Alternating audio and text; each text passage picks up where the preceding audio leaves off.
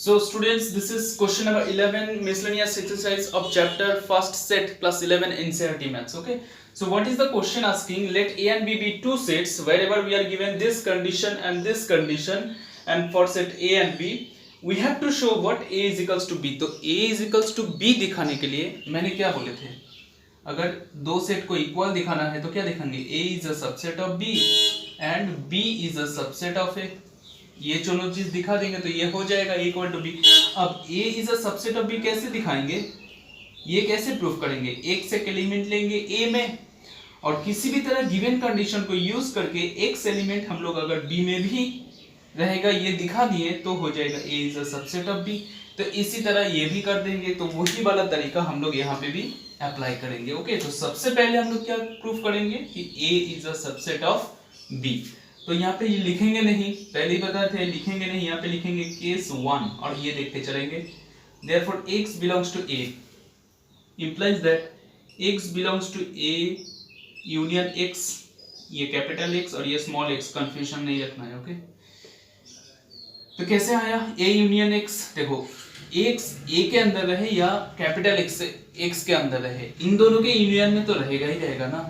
Okay, now X belongs to, देखो B union X कैसे लिख लिए, since A union X equals to B union X, ये given condition है, ये वाला कंडीशन को यूज किए. Okay, that means what, A belongs to B और यूनियन मतलब और X belongs to capital X. यहाँ से क्या कर सकते हैं, X B के अंदर भी हो सकता है और X कैपिटल X के अंदर भी हो सकता है. तो यहाँ से हम श्योर नहीं है, क्यों, क्योंकि यहाँ पे और है, और का मतलब इसके अंदर भी हो सकता है, इसके अंदर भी हो सकता है. ठीक, तो अगर मैं दो कंडीशन अब ले रहा हूं, अगर X B के अंदर होगा तो क्या होगा, X A के अंदर था अब B के अंदर है, तो यहाँ से सीधा कह सकते हैं ये होगा अगर B के अंदर होगा तब.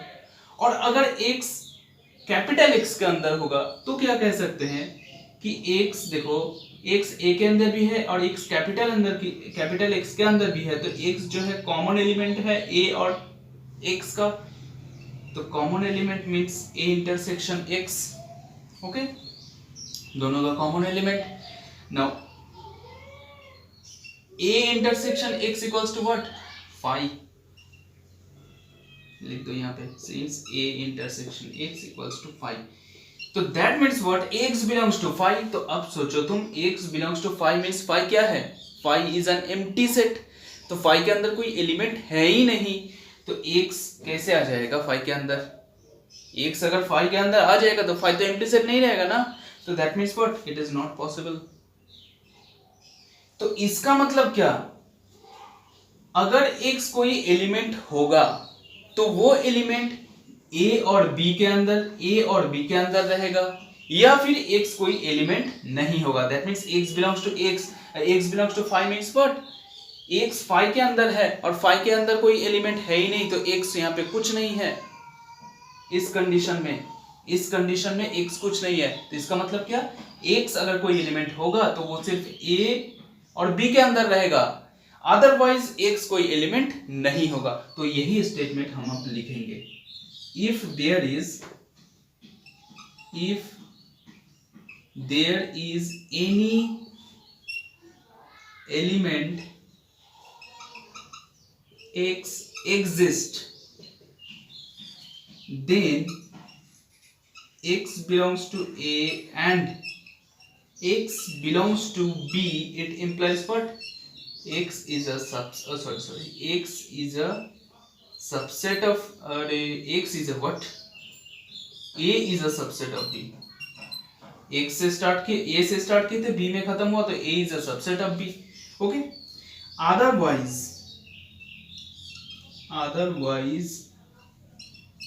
X will not be any element. क्या लिखें, जो समझे थे वही लिखे स्टेटमेंट के through. If there is any element X exist, अगर कोई एलिमेंट X होगा तो X A के अंदर है और B के अंदर है, that means A is a subset of B. Otherwise X will not be any element, otherwise X कोई एलिमेंट होगा नहीं. तो ये चीज हम यहाँ पे दिखा दिए हैं, ये है सपोज ये केस 1 ये हो गया। अब हम क्या करेंगे, केस 2 सेम वही चीज करेंगे, केस 2। ओके, यहाँ पे क्या दिखाएंगे, A is a subset of B दिखाए थे, यहाँ पे दिखाएंगे B is a subset of A। और ये चीज और ये चीज लिखना नहीं है तुम लोगों को, ठीक। बाद में अगर हम मिटाना भूल जाए तो मत लिख लेना, ठीक। अभी मिटा देते हैं। ओके, अब क्या करना पड़ेगा, y x ऑलरेडी ले लिए तो y बिलोंग्स टू B, तो y belongs to B union x। देखो और एक चीज, ये सब हमको कहां से मिल रहा है, तुम लोग सोचोगे सर ये सब कहां से चूज कर रहे हैं। देखो ये हम यहीं से देख के चूज कर रहे हैं, ठीक। यहीं से देख के चूज कर रहे हैं, क्यों, क्योंकि हमको B से A तक पहुंचना है। तो यहाँ पे अगर हम इसके जगह ये लिखेंगे, इसके जगह हम ये भी लिख सकते हैं, तो किसी भी तरह इनडायरेक्टली A में हम पहुंच सकते हैं, इसीलिए हम इसके जगह ये लिख रहे हैं। दैट मीन्स व्हाट, इसका कंसेप्शन सोचो कि B के जगह हम B यूनियन X लिखें, that means what, Y B में है तो Y B यूनियन X में भी रहेगा, चाहे Y अगर B में रहे या फिर X में रहे, दोनों में से किसी भी एक के अंदर रहे तो वो इसका यूनियन में रहेगा ही रहेगा Y। Okay, that means what, Y belongs to A union X, that means Y belongs to A और Y belongs to capital X। अब फिर वही वाला कंडीशन, यहाँ पे और है तो श्योर नहीं है, तो y a के अंदर भी हो सकता है, ये केस भी हो सकता है, या फिर y कैपिटल X के अंदर है, ये केस भी हो सकता है, तो दोनों श्योर नहीं है। तो क्या करेंगे, अगर हम ये केस लेंगे y बिलोंग्स टू a, तो हम स्टार्ट किए थे y बिलोंग्स टू b और मुझे मिला y बिलोंग्स टू a, तो इससे हम श्योरली कह सकते हैं क्या, b is a subset of a। Otherwise अगर ये केस लेंगे तो क्या होगा, y belongs to b intersection x, y b में था, y x में भी है, तो b इंटरसेक्शन x, दोनों का a b और x का कॉमन एलिमेंट तो इंटरसेक्शन में है। That means y belongs to, देखो b intersection x equals to 5। That means इस केस में भी क्या आ रहा है, y कोई एलिमेंट है ही नहीं, y बिलोंग्स टू 5 मीन्स क्या, 5 के अंदर कोई एलिमेंट है ही नहीं, तो y कोई एलिमेंट है ही नहीं इस केस में। लेकिन इस केस में अगर होगा तो y b के अंदर है तो a के अंदर भी रहेगा, तो यहाँ पे भी वही केस लेना पड़ेगा, if there is any element y exist, अगर कोई y एलिमेंट होगा तो वो एलिमेंट कहां पे होगा, then y belongs to b and y belongs to a implies what, तो अगर कोई एलिमेंट y होगा तो वो एलिमेंट कहां रहेगा, वो एलिमेंट b में और a में रहेगा, अदरवाइज कोई एलिमेंट y नहीं होगा। y कोई एलिमेंट होगा तो वो b और a में रहेगा, अदरवाइज y कोई एलिमेंट होगा ही नहीं। क्लियर, तो y belongs to b, y belongs to a, इसका मतलब क्या, y is a subset of a। Okay, otherwise y will not be any element। Okay, so अब क्या देखो, केस 1 से मुझे ये मिला, केस 2 से sorry y is a subset not b is a subset, ये ध्यान से, ठीक है ना। तो केस 1 से ये मिला, केस 2 से ये मिला, therefore from case 1 and case 2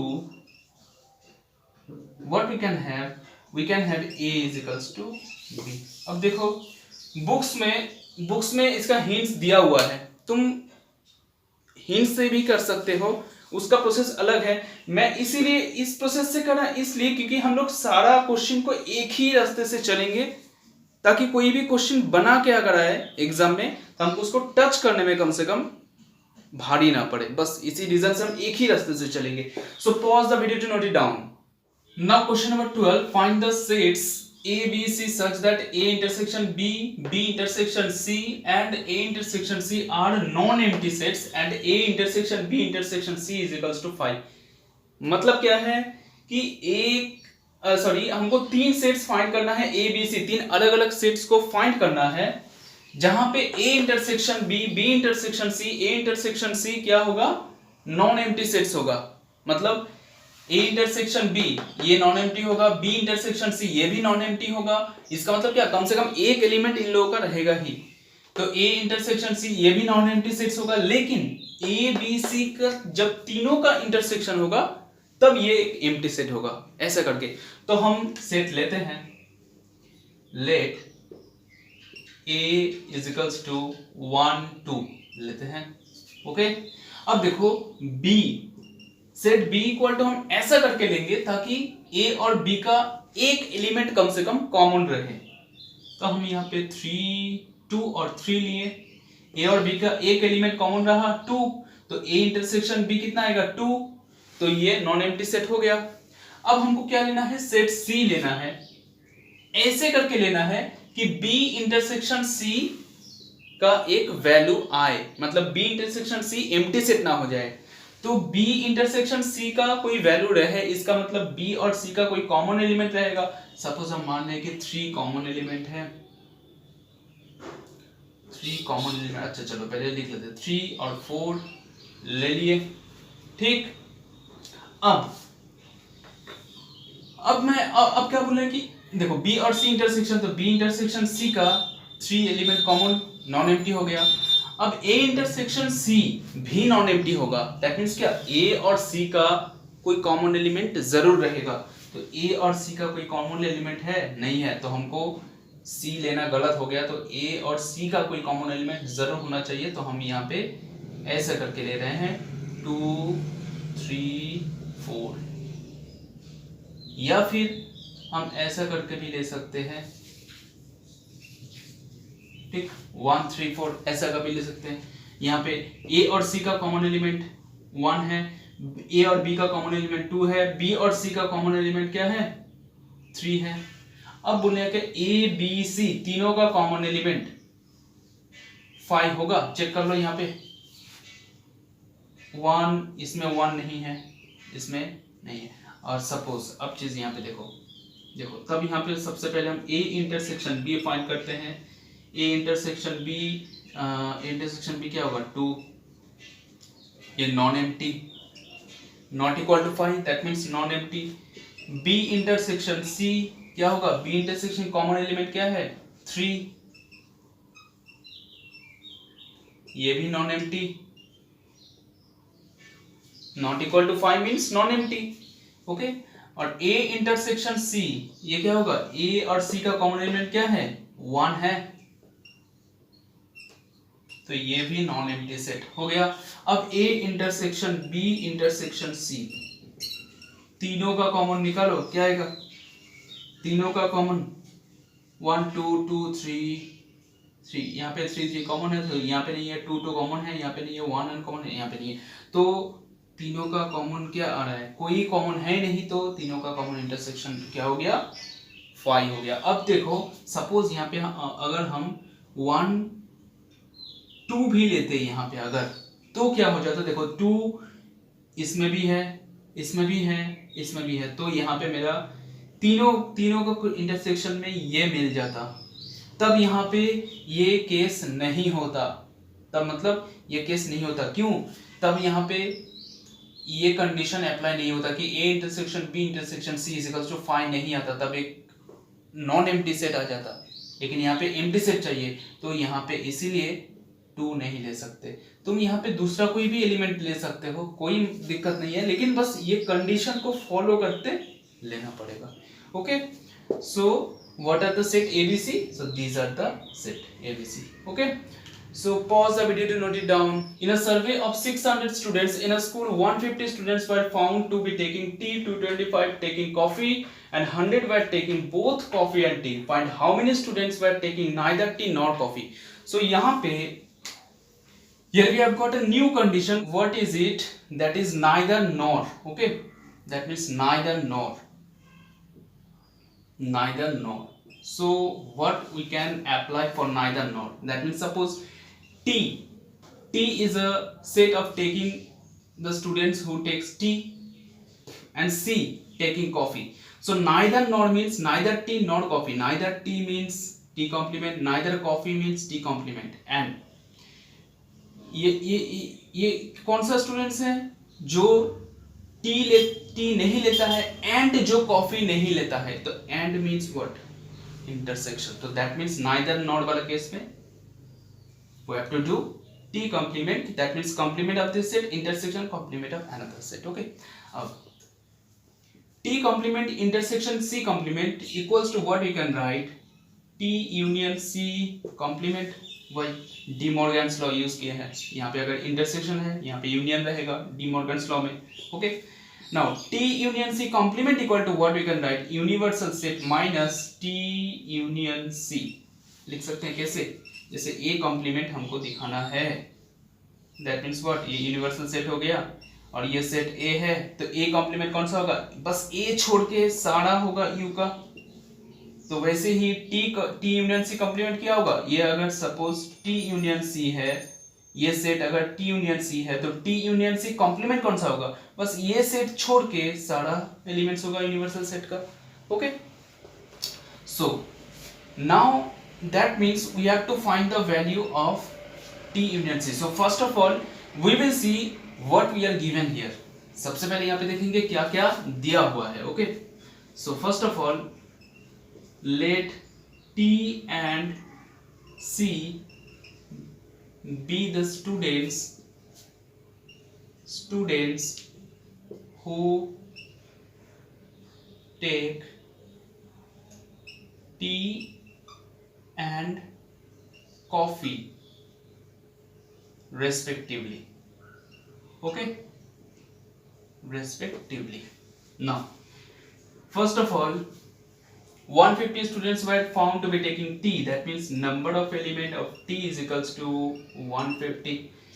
225 taking coffee, so that means number of elements of coffee is equals to 225. And 100 were taking both coffee and tea, so both वाला कंडीशन में कौन सा आता है, T intersection C is equals to what, 100. And what is 600? 600 तब है क्या, देखो 600 equals to number of elements of universal set equals to 600. देखो अब बहुत सारे स्टूडेंट्स जो गलती करते हैं वो है कि यूनिवर्सल सेट को और यूनियन को कभी कभी घुलमिल कर देते हैं. जैसे वो लोग ये मान लेते हैं कि जो सबसे बड़ा एलिमेंट्स होगा जो सेट का वही यूनियन होगा, लेकिन ये हमेशा नहीं होता है. जैसे इस केस में यहाँ पे क्या है, 600 total students in a school, तो स्कूल सोचो ना, स्कूल के अंदर पूरा स्टूडेंट मतलब स्कूल के अंदर जितना सारा स्टूडेंट्स है वो है 600. तो जितना स्कूल का जितना सारा स्टूडेंट्स है, सारा स्टूडेंट्स स्कूल को हम मान लिए कि एक यूनिवर्सल सेट है, उसके अंदर क्लास वाइज अलग अलग करके स्टूडेंट्स होगा. Okay, so t is equals to what here, u is equals to what, where school. Okay, and number of elements of u is equals to what, 600. Okay, now what we have to find out, we have to find out number of element of t complement intersection c complement, यही हमको दिखाना पड़ेगा. तो इसके लिए इसका value पहले find कर लेते हैं. t complement intersection c complement equals to what, equals to number of t union c complement, and that means what, number of u minus number of t union c. Okay, so first of all you have to find out the value of t union c. So we know what, number of t union c is equals to number of t plus number of elements of c minus number of element t intersection c, जो formula okay practical union और intersection का practical problem का जो formula वही है. Okay, number of T is equals to what, 150 plus number of C 225 minus 100, that means what, 5 7 3 minus 100, that means 275. Okay, now therefore in number of elements of t complement intersection c complement directly लिखेंगे. Okay, That means number of element u is equals to what? 600 minus number of element t inter union c. So t union c is equals to what? 275. That means what? 5 carry 1 7 7 8 2 carry 1 3 325. Okay, 5 carry 1 8 2 carry 1 3 6 6. Okay, 320. That means what? 325 students were there who neither take tea and coffee, tea nor coffee.